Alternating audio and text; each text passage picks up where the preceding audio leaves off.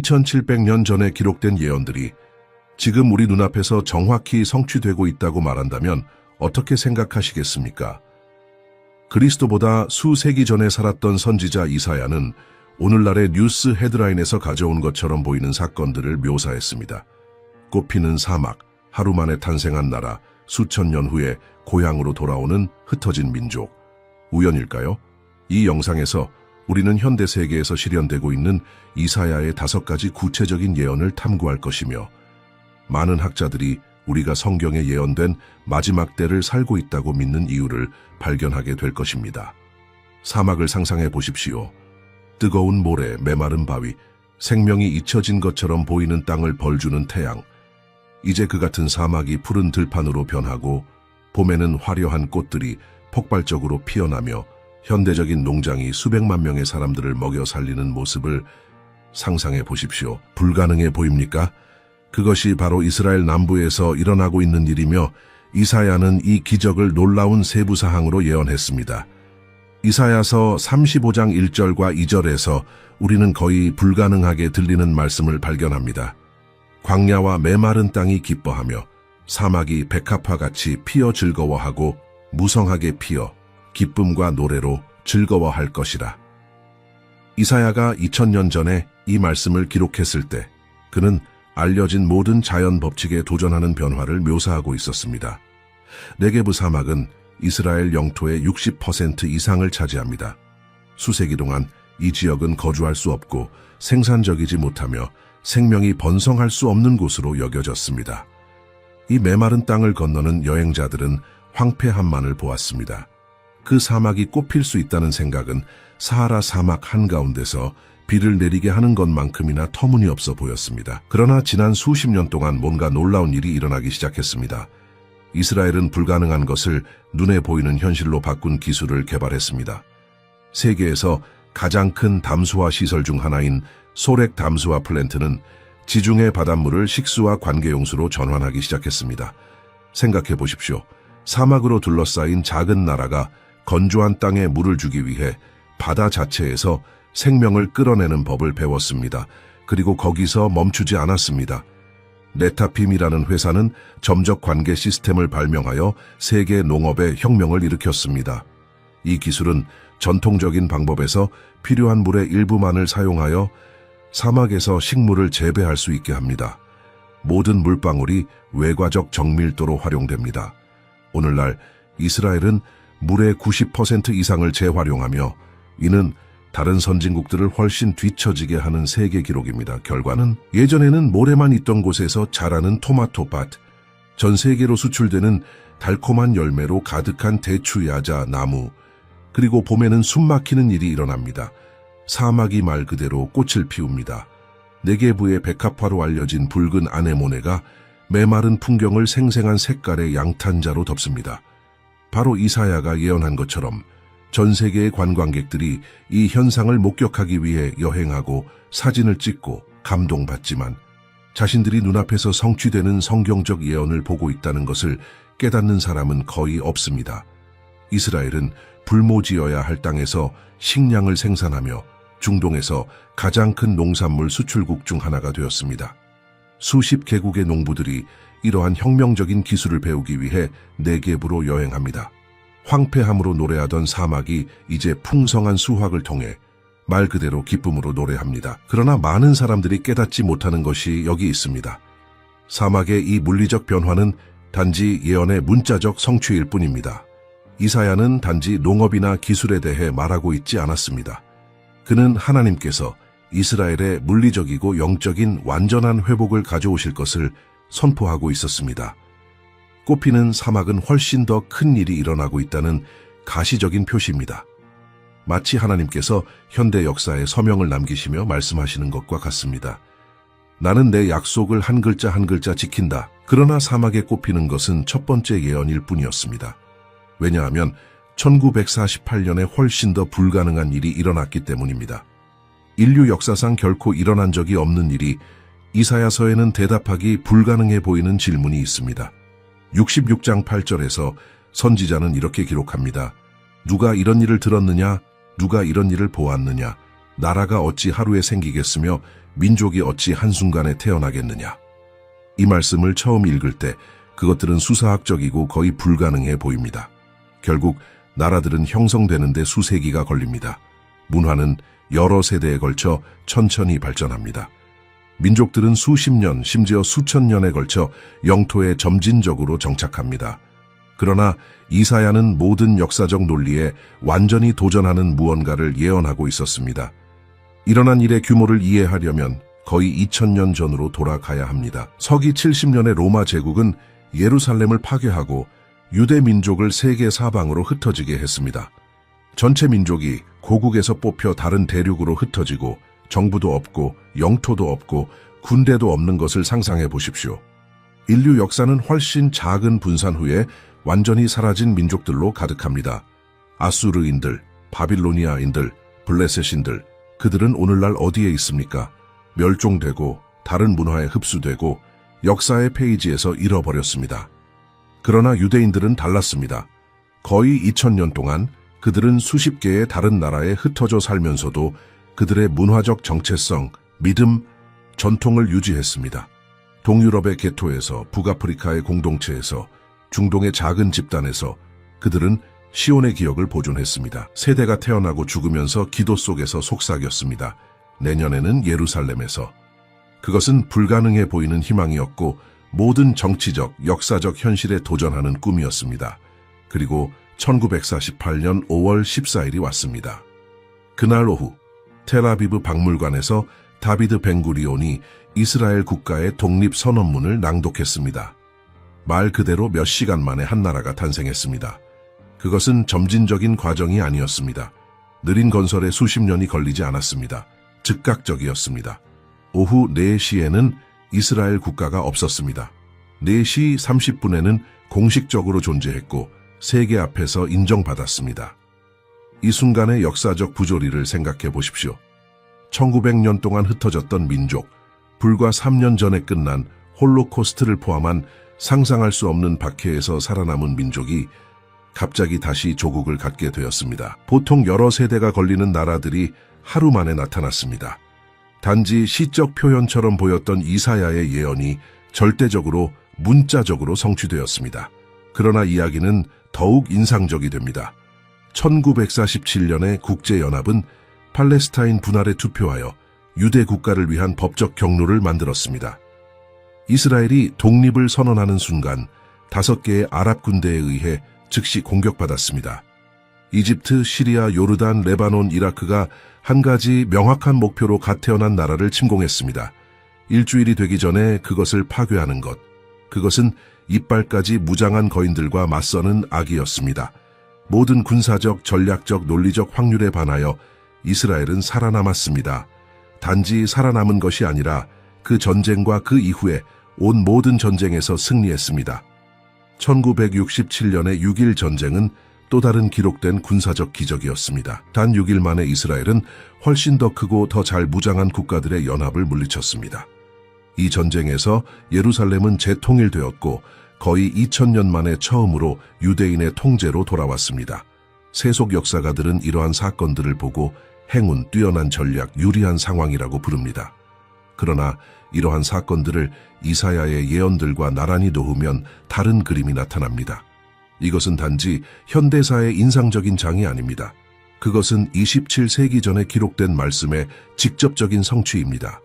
인류 역사상 다른 어떤 민족도 그렇게 오랫동안 흩어졌다가 돌아와 나라를 형성하지 못했습니다. 유대인들은 이것에서 독특합니다. 예언은 독특합니다. 성취는 독특합니다.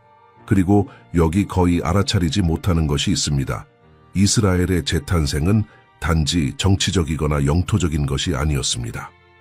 그것은 이사야가 예언한 훨씬 더 큰 회복의 첫 단계였습니다. 나라는 하루 만에 태어났지만 그것은 시작일 뿐이었습니다. 왜냐하면 나라가 다시 존재하게 되자 더욱 인상적인 또 다른 예언이 성취되기 시작할 것이기 때문입니다. 아무도 가능하다고 상상하지 못했던 장소에서 유대인들을 돌아오게 할 예언이 나라를 갖는 것은 한 가지입니다. 그러나 그 민족이 없는 나라가 무슨 소용입니까?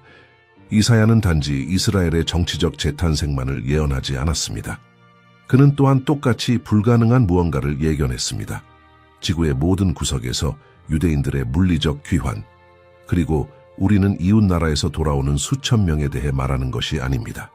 우리는 완전히 다른 대륙에서 완전히 다른 문화에서 돌아와 중동의 작은 땅으로 모이는 수백만 명의 사람들에 대해 말하고 있습니다. 이사야 11장 11절과 12절에서 우리는 읽습니다. 그날에 주께서 두 번째로 손을 펴사 그의 백성의 남은 자를 구속하실 것이라. 그가 나라들을 위하여 기치를 세우시고 이스라엘의 쫓긴 자를 모으시며 땅 사방에서 유다의 흩어진 자를 모으실 것이라. 그리고 43장 5절과 6절에서 하나님은 약속하십니다. 두려워하지 말라. 내가 너와 함께하여 네 자손을 동방에서부터 오게 하며 서방에서부터 너를 모을 것이며 내가 북방에게 이르기를 내놓으라 남방에게 이르기를 가두어 두지 말라. 내 아들들을 먼 곳에서 이끌며 내 딸들을 땅 끝에서 오게 하라. 1950년에 승인된 귀환법은 세계 어느 곳에서든 모든 유대인이 돌아와서 이스라엘 시민이 될 수 있는 자동적인 권리를 보장했습니다. 그것은 예언적 성취를 위한 열린 문이었습니다. 그리고 그들은 왔습니다. 동쪽에서는 인도, 중국 유대인 공동체가 수세기 동안 상대적으로 고립되어 살았던 아시아 국가들에서 유대인들이 왔습니다. 서쪽에서는 미주, 서유럽에서 유대인들이 왔고 조상들의 땅으로 돌아가기 위해 대양 전체를 건넜습니다. 북쪽에서는 구소련에서 대규모 물결이 왔습니다. 100만 명 이상의 유대인들이 공산주의 체제에 의해 포로로 잡혀 있었고 그들의 신앙을 실천하거나 정체성을 유지하는 것이 금지되었습니다.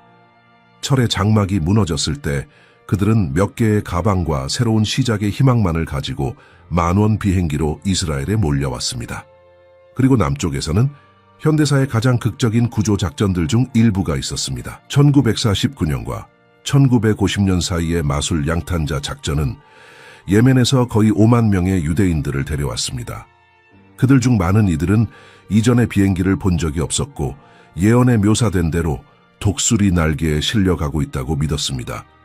모세 작전과 솔로몬 작전은 수천 명의 에티오피아 유대인, 베타 이스라엘, 이스라엘의 잃어버린 지파 중 하나의 후손들을 구출했습니다. 더 많은 사람들을 수용하기 위해 좌석이 제거된 상업용 비행기, 구조 비행 중에 출산하는 여성들, 말 그대로 약속의 땅으로 돌아가는 동안 태어나는 아기들을 상상해 보십시오. 이라크에서는 고대 유배 시대부터 바빌론에서 살았던 유대인들이 왔습니다. 2500년 이상 존재했던 공동체들입니다.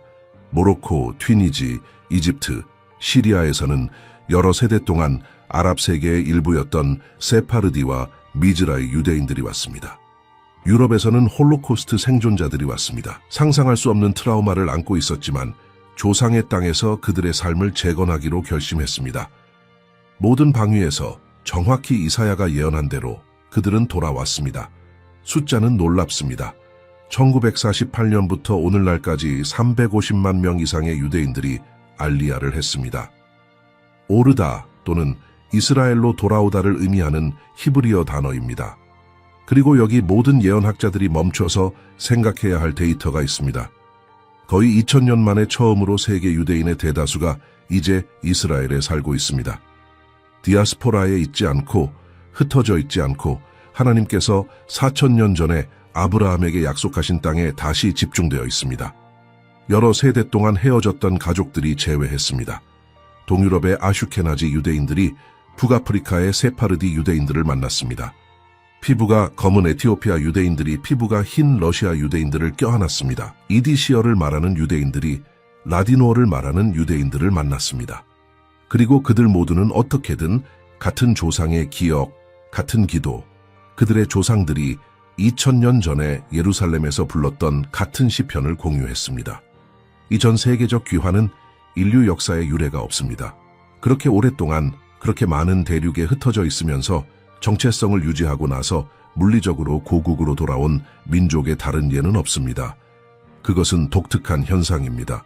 그리고 이사야는 그들이 올 방향에 대한 구체적인 세부 사항으로 그것을 예언했습니다. 북쪽, 남쪽, 동쪽, 서쪽. 성취는 문자적이고 기록되었고 검증 가능합니다. 그러나 이스라엘이 물리적으로 재결합하는 동안 수백만 명이 땅의 사방에서 돌아오는 동안 세계는 한 도시에 주목하기 시작했습니다. 누구도 예측할 수 없었던 방식으로 세계적 긴장의 진원지가 될 도시에 더 큰 도시들이 있습니다. 더 부유한 도시들이 있습니다. 더 많은 군사력이나 경제력을 가진 도시들이 있습니다. 그러나 예루살렘이 차지하는 지정학적이고 영적인 공간을 차지하는 도시는 지구상에 없습니다. 그리고 이사야는 이것을 2700년 전에 예언했습니다. 2장 2절과 3절에서 선지자는 기록합니다. 말일에 여호와의 성전의 산이 산들의 꼭대기에 굳게 설 것이요 작은 산들 위에 뛰어나리니 만국이 그리로 모여들 것이라. 많은 백성이 가며 이르기를 오라. 우리가 여호와의 산에 오르며 야곱의 하나님의 전에 이르자. 그것은 정치적으로, 전략적으로, 경제적으로 말이 되지 않았습니다. 그러나 오늘날 당신이 어떤 국제신문을 펼치든 유엔 토론을 보든 세계 헤드라인을 지배하는 갈등을 분석하든 예루살렘은 거기에 있습니다. 항상 존재하고 항상 중심입니다. 그 도시는 다른 어떤 도시와도 다르게 분쟁의 대상입니다. 세계의 주요 유일신 종교가 그것과 깊은 연결을 주장합니다.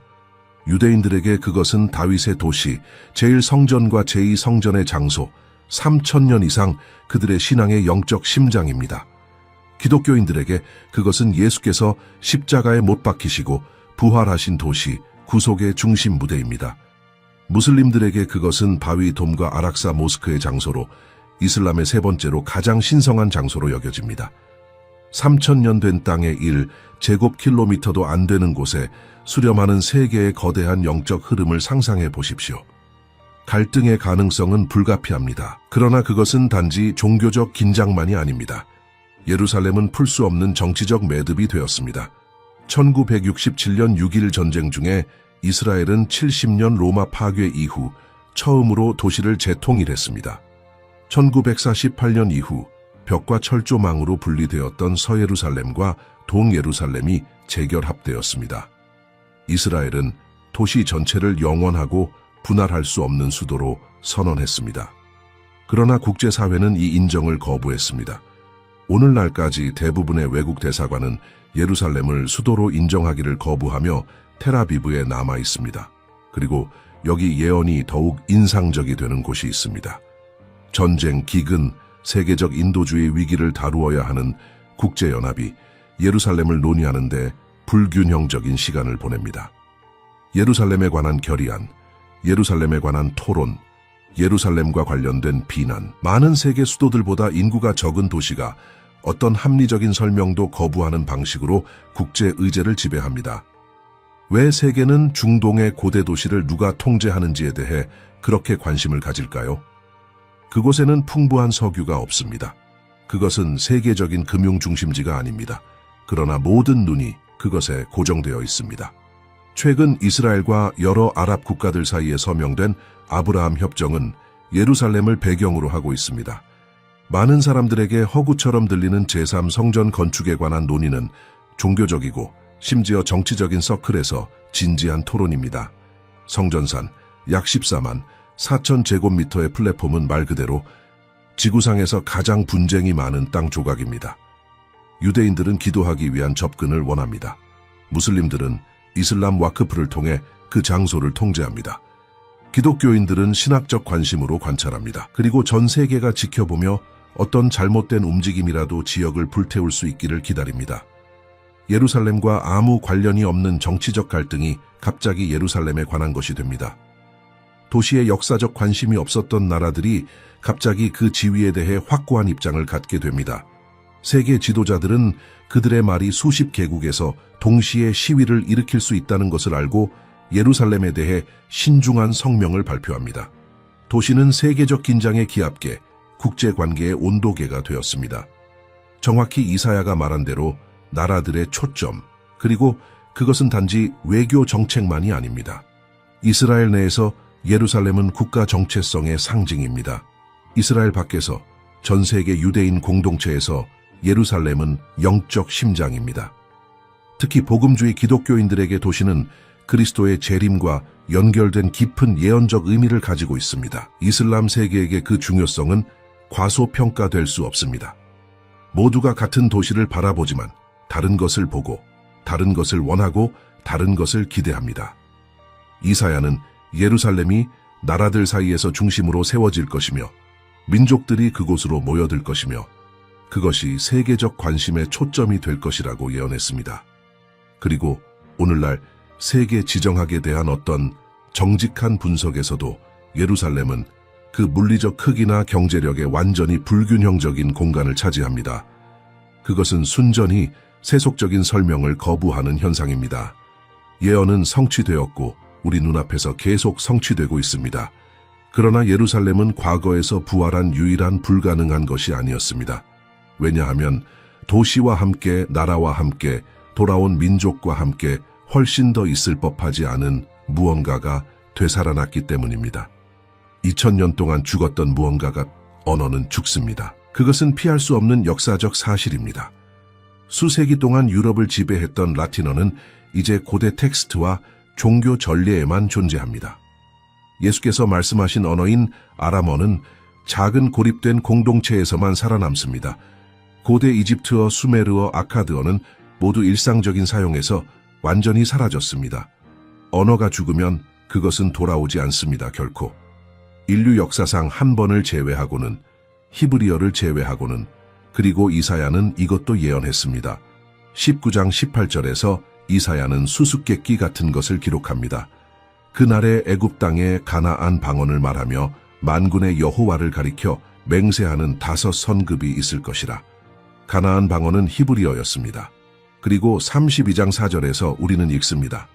더듬는 자의 혀가 유창하고 분명하게 말할 것이라. 학자들은 이것을 히브리어의 부활에 대한 언급으로 해석합니다. 더듬어, 현대 생활을 표현할 수 없게 되어 종교 텍스트로만 축소된 언어. 거의 2000년 동안 히브리어는 실용적인 목적으로 완전히 죽은 언어였습니다. 전 세계의 유대인들은 그것을 기도와 성경 공부를 위해서만 사용했습니다. 일상생활에서 그들은 살고 있는 나라의 언어를 말했습니다. 동유럽에서는 이디시어, 세파르디 사이에서는 라디노어, 미즈라히 사이에서는 아랍어, 러시아어, 폴란드어, 독일어, 영어, 수십 개의 다른 언어들. 히브리어는 세속적인 것에 사용하기에는 너무 신성했습니다. 아무도 히브리어로 소금 좀 건네줘라고 말하지 않았습니다. 아무도 정치를 논하거나 농담을 하거나 이웃과 싸우는 것을 히브리어로 하지 않았습니다. 그것은 화석화된 언어였고 귀중한 유물로 보존되었지만 실용적인 삶은 없었습니다. 그리고 엘리에제르 베네후다라는 사람이 나타났습니다. 19세기 말에 그는 거의 미친 비전을 가졌습니다. 히브리어를 말하는 언어로 되살리는 것, 사람들은 그를 미쳤다고 여겼습니다. 2000년 동안 아무도 말하지 않은 언어를 어떻게 부활시킵니까? 언어가 살아있었을 때 존재하지 않았던 것들을 위한 단어를 어떻게 만듭니까? 기차나 전화나 아이스크림을 위한 히브리어 단어가 없었습니다. 성경 히브리어는 아마도 8,000개의 단어를 가지고 있었습니다. 현대 언어는 수만 개가 필요합니다. 베네후다는 그의 전 생애를 이 불가능한 프로젝트에 바쳤습니다. 그는 최초의 현대 히브리어 사전을 만들었습니다. 고대 어근에서 새로운 단어를 만들어냈습니다. 그의 가족이 집에서 히브리어만 말하도록 주장하여 거의 2000년 만에 처음으로 히브리어를 모국어로 하는 아이를 키웠습니다. 사람들은 그를 조롱했습니다. 정통 랍비들은 신성한 언어를 세속적인 문제에 사용한다고 그를 이단으로 여겼습니다. 그러나 그는 유대 민족이 조상의 언어를 말하는 비전에 사로잡혀 계속했습니다. 그리고 1948년 이스라엘이 국가가 되었을 때 히브리어는 공식 언어로 선포되었습니다. 100개의 다른 나라에서 100개의 다른 언어를 말하며 도착하는 유대인들은 공통 언어가 필요했습니다.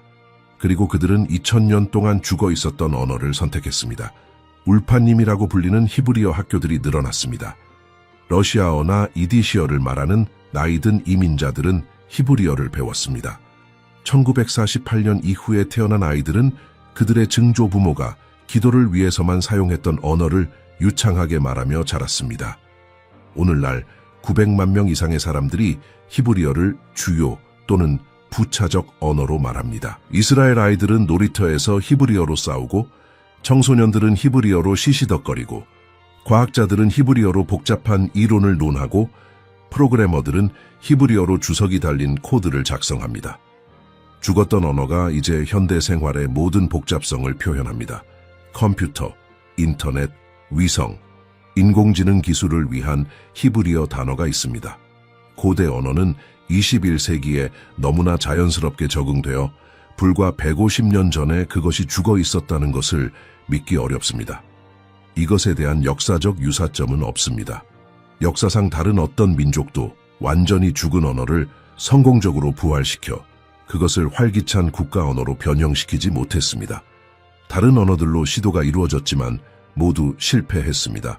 히브리어는 독특합니다. 그리고 2700년 전에 기록한 이사야는 가나안 방언이 다시 말해질 것이며 더듬는 자의 혀가 유창하고 분명하게 말할 것이라고 예언했습니다. 히브리어의 부활은 단지 언어적이거나 문화적인 승리가 아닙니다. 그것은 예언적 표시입니다. 꽃피는 사막이 물리적 회복을 보여준 것처럼, 유대인의 귀환이 국가적 회복을 보여준 것처럼 부활한 히브리어는 완전한 정체성의 회복을 보여줍니다. 한 나라가 그 땅, 그 민족, 그 언어를 되찾았습니다. 예언은 이 모든 요소들을 엮었고 모두 같은 세대에 성취되었습니다. 그러나 이스라엘이 여러 차원에서 이 기적적인 부활을 경험하는 동안 주변 세계는 다른 예언적 표시들, 이사야가 또한 경고했던 훨씬 더 어두운 표시들을 드러내기 시작했습니다. 많은 사람들이 무시하기를 선호하는 이사야의 예언들에는 불안한 패턴이 있습니다. 그가 이스라엘을 위한 회복과 축복을 예언하는 동안 그는 또한 마지막 때의 나머지 세계의 도덕적 상태에 대해 경고했습니다. 그리고 이러한 경고들은 현재의 헤드라인 설명처럼 들립니다. 5장 20절에서 이사야는 생각하는 모든 사람을 멈추게 해야 할 말씀을 기록합니다. 악을 선하다 하며 선을 악하다 하며 흑암으로 광명을 삼으며 광명으로 흑암을 삼으며 쓴 것으로 단 것을 삼으며 단 것으로 쓴 것을 삼는 자들은 화 있을진저. 그리고 이 역전을 의문시하는 사람은 즉시 낙인 찍히고 공격받고 취소됩니다. 선은 악으로 불립니다. 악은 선으로 불립니다. 예언이 우리 눈앞에서 성취됩니다. 그리고 저는 당파적 정치 문제나 좌파 대 우파에 대해 말하는 것이 아닙니다. 저는 더 깊은 것에 대해 말하고 있습니다. 언어 자체가 재정의되고 있습니다. 수세기 동안 명확한 의미를 가졌던 단어들이 갑자기 반대를 의미합니다. 인간 본성, 가족, 정체성, 진리에 대한 근본적인 개념들이 실시간으로 해체되고 재구성되고 있습니다. 그리고 당신이 아마도 객관적인 도덕적 질서가 존재한다고, 아마도 모든 것이 상대적인 것은 아니라고 감히 제안한다면 당신은 원시적이고 편협하고 위험한 사람으로 보입니다. 그러나 이사야는 5장에서 멈추지 않았습니다. 2장 11절과 12절에서 그는 마지막 때의 또 다른 근본적인 문제에 대해 예언했습니다. 그날에 눈이 높은 자가 낮아지며 교만한 자가 굴복되고 여호와께서만 홀로 높임을 받으시리라. 만군의 여호와께서 한 날을 정하시고 모든 교만하고 거만한 자와 자고한 자를 낮추시리니 그는 자신의 능력을 완전히 신뢰하고 인간의 업적에 기반한 오만의 탑을 건설하고 모든 창조물 위에 창조주가 계시다는 것을 완전히 잊는 세대를 예언했습니다. 그리고 당신이 오늘날 지배적인 문화적 담론을 볼 때 하나님은 체계적으로 대화에서 제거되었습니다. 공공장소에서 하나님을 언급하는 것은 더 이상 정치적으로 올바르지 않습니다. 믿음은 원시적인 미신으로 보입니다. 기도는 무지한 마법으로 여겨집니다. 그리고 인류 위에 도덕적 권위가 존재한다는 어떤 제안도 경멸로 다루어집니다. 그러나 여기 이러한 예언들을 더욱 인상적으로 만드는 파괴적인 대조가 있습니다. 세계가 도덕적 상대주의와 인본주의적 오만에 빠지는 동안 이스라엘은 번영합니다. 이스라엘의 문자적 사막은 영적 사막이 선진국 세계에 확장되는 동안 생명을 생산하고 있습니다. 2000년 전에 죽었다고 선언된 나라는 고대 제국들이 자신의 도덕적 부패의 무게 아래 무너지는 동안 활기차게 부활했습니다. 사라졌어야 할 민족은 다른 나라들이 인구 감소와 정체성 위기를 경험하는 동안 대규모로 돌아오고 있습니다. 마치 하나님께서 역사의 거대한 교훈을 쓰고 계신 것 같습니다. 당신이 내 길을 따를 때 나는 회복시킨다. 당신이 나를 버릴 때 당신은 쇠퇴한다. 이스라엘은 모든 불완전함에도 불구하고 가시적이고 문서화된 방식으로 축복받고 있습니다. 그동안 부유하고 기술적으로 발전하고 군사적으로 강력한 나라들은 내부적으로 분열되고 사회적 결속력을 잃고 자신의 기초를 의문시하고 있습니다. 이사야는 마지막 때에 하나님을 신뢰하는 자들과 자신만을 신뢰하는 자들 사이에 명확한 대조가 있을 것이라고 예언했습니다. 그는 인간의 교만 위에 세워진 시스템들이 필연적으로 붕괴될 것이라고 경고했습니다. 그는 도덕적 가치의 역전이 혼란과 혼돈으로 이어질 것이라고 예견했습니다. 그리고 당신이 오늘날 주변을 둘러보고 세계의 상태를 정직하게 검토할 때 이러한 예언들은 페이지에서 헤드라인으로 뛰어나옵니다. 그러나 여기 우리를 깊은 성찰로 멈추게 해야 하는 부분이 있습니다. 이 모든 예언들, 회복의 예언과 쇠퇴의 예언 모두가 동시에 성취되고 있습니다. 다른 시대가 아닙니다. 수세기로 분리되지 않았습니다. 지금 같은 세대에 도덕이 무너지는 동안 사막이 꽃피고 있습니다. 다른 나라들이 분열되는 동안 나라들이 재탄생하고 있습니다. 진리가 재정의되는 동안 언어가 부활하고 있습니다. 인간 시스템이 그 연약함을 드러내는 동안 민족들이 돌아오고 있습니다. 이사야는 마지막 때의 그림을 그리고 있었고 이 그림의 모든 색깔이 지금 우리 눈앞에서 역사의 캔버스에 적용되고 있습니다. 그리고 이것은 우리를 피할 수 없는 결론으로 이끕니다. 그렇다면 우리는 이 모든 것으로 무엇을 합니까? 우리 눈앞에서 성취되는 5가지 예언, 우리 세대에 수렴하는 표시들, 부인할 수 없이 전진하는 예언적 시계, 우리가 특별한 날들을 살고 있다는 것을 인식하는 것만으로는 충분하지 않습니다. 우리 마음에 불타야 할 질문은 우리는 이 날들을 어떻게 삽니까? 다가올 일을 위해 어떻게 준비합니까?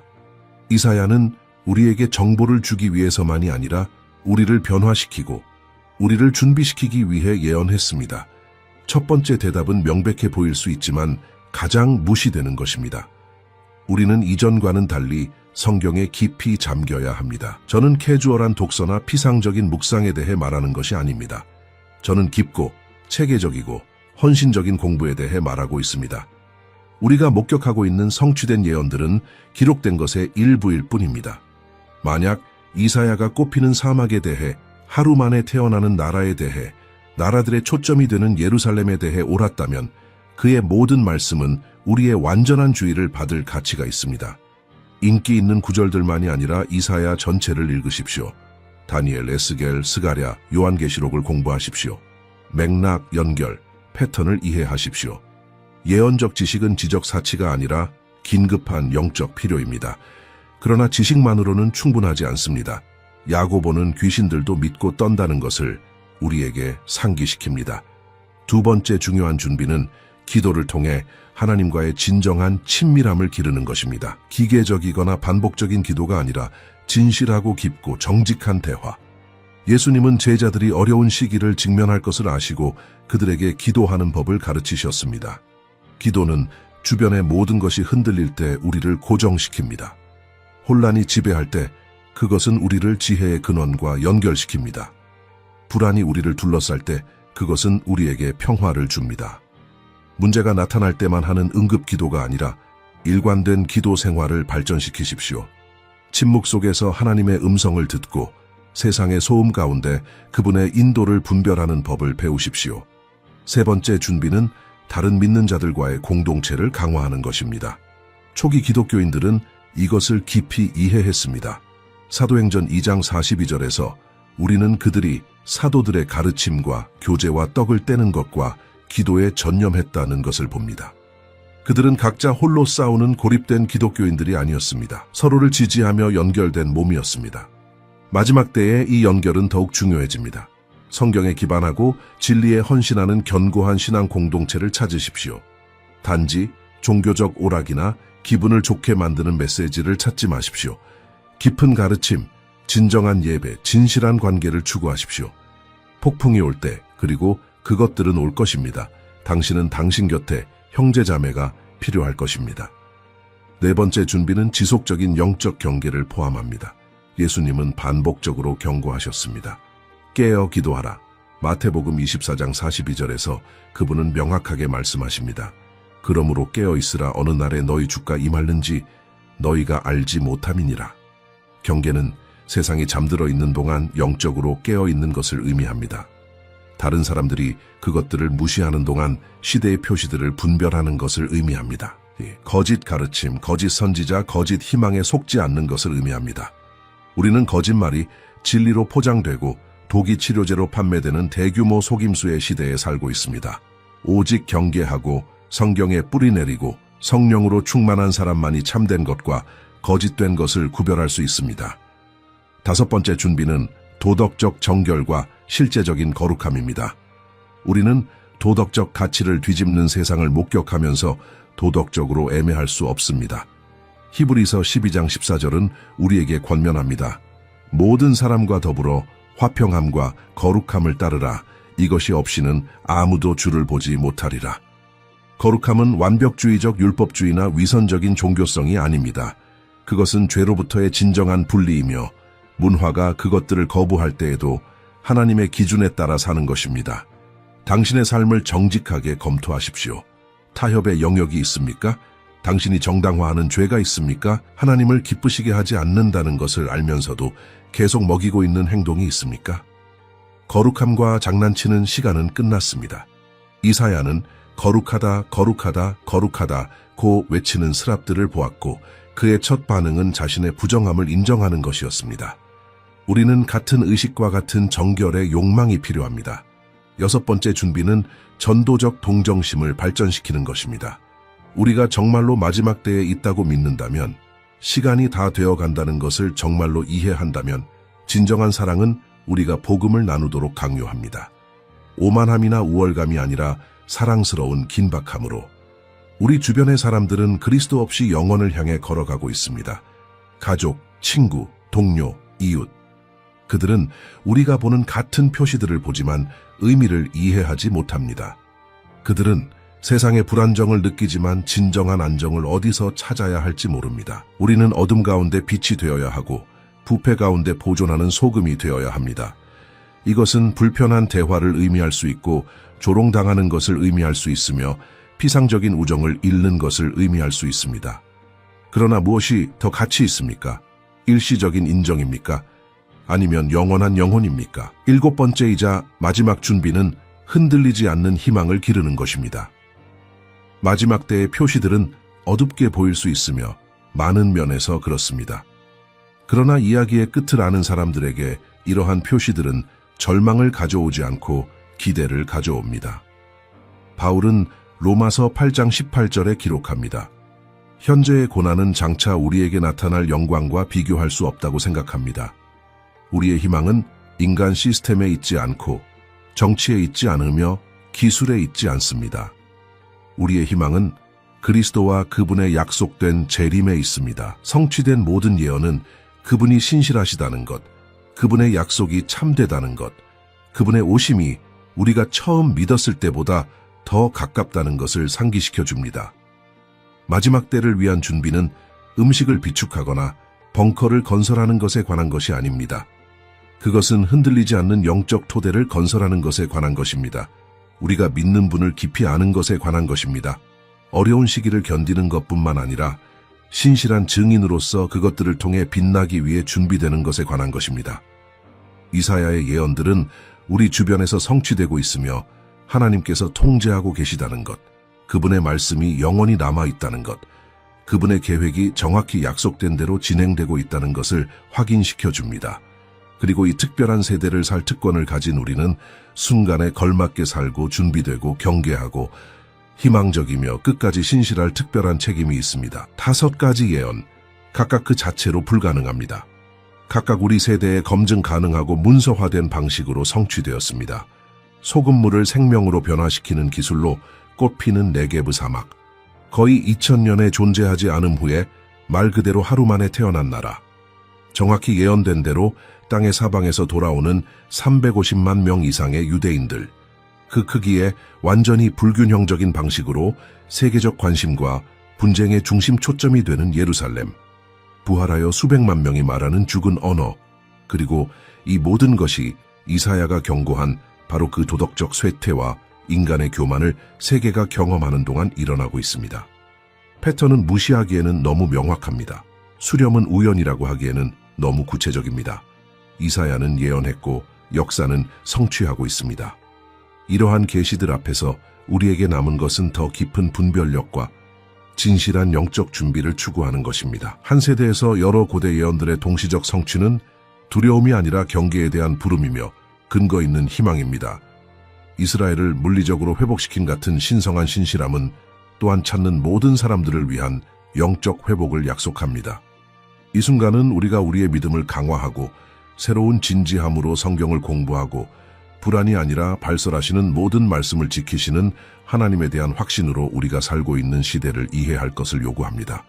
예언적 시계는 전진하고 있으며 우리의 반응은 우리가 이 특별한 날들을 어떻게 통과할지를 결정합니다. 이 예언들이 당신의 마음을 만졌다면 이 성찰이 여기서 끝나지 않게 하십시오. 성경의 깊이를 계속 탐구하고 고대 예언들이 우리의 현재를 어떻게 비추는지 발견하기 위해 우리 채널을 팔로우하십시오. 추천 재생 목록에서 마지막 때를 가리키는 다른 예언적 표시들에 대한 상세한 분석을 찾을 수 있습니다. 이 영상을 시대를 이해하고자 하는 사람들과 공유하십시오. 그리고 댓글에 이 5가지 예언 중 어떤 것이 당신에게 가장 큰 영향을 미쳤는지, 어떤 것이 더 깊은 방식으로 당신의 눈을 열었는지 남겨주십시오. 우리는 함께 진리를 찾는 공동체를 형성하며 대화하고 이해 속에서 성장합니다. 하나님께서 당신의 발견 여정을 축복하시기를, 그리고 다음 영상에서 우리가 성경 예언의 신비를 계속 풀어가는 것을 보기까지